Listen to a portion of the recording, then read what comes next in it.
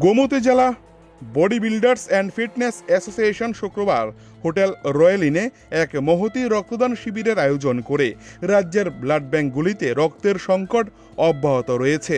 রাজ্যের মুখ্যমন্ত্রী রক্তদানে এগিয়ে আসার জন্য সকলের প্রতি আহ্বান জানিয়েছেন। সেই আহ্বানে সাড়া দিয়েই গোমতী জেলা body builders and fitness association শুক্রবার সকাল 11টায় হোটেল রয়্যাল ইনে রক্তদান শিবির সংগঠিত করে এই শিবিরে রক্তদানের জন্য উৎসাহ তৈরি করা হয়েছে এবং সাধারণ মানুষের মধ্যে সচেতনতা বৃদ্ধি করা। শিবিরে 40 জনের অধিক স্বেচ্ছায় রক্তদান করেন। উপস্থিত ছিলেন গোমতী জেলা পরিষদের সভাধিপতি দেবল দেবরাই, উদয়পুর পৌর পরিষদের চেয়ারম্যান শীতল চন্দ্র মজুমদার, গোমতী জেলার গ্রামীণ ব্যাংকের regional manager Payel Saha, Tripura body builders and fitness অ্যাসোসিয়েশনের সভাপতি তনয় দাস, গোমতী জেলা সভাপতি যতন শিব। অতিথিরা বক্তব্য রাখতে গিয়ে বলেন, বডি বিল্ডিং এবং ফিটনেস অ্যাসোসিয়েশন প্রায়শই বিভিন্ন সামাজিক সচেতনতা কার্যক্রমের আয়োজন করে।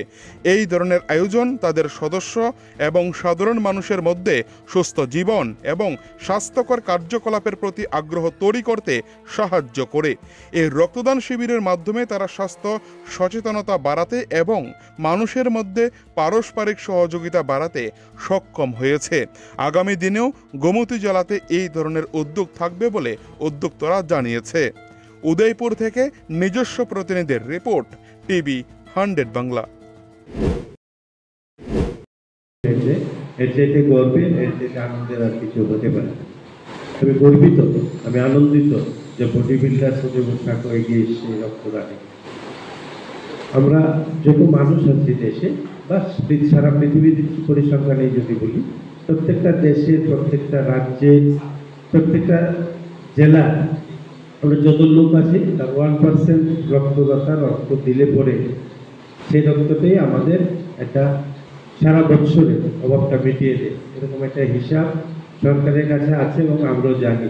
তো 1% মানুষ, যত মানুষ আমরা বসবাস করছি, যেমন শহরটাই মনে করুন, এই শহরের লোকের রক্তের যতটা দরকার, এই শহরে আমরা যত লোক আছি এটা তার 1% রক্ত দিলেই সেটা ফিল আপ হয়।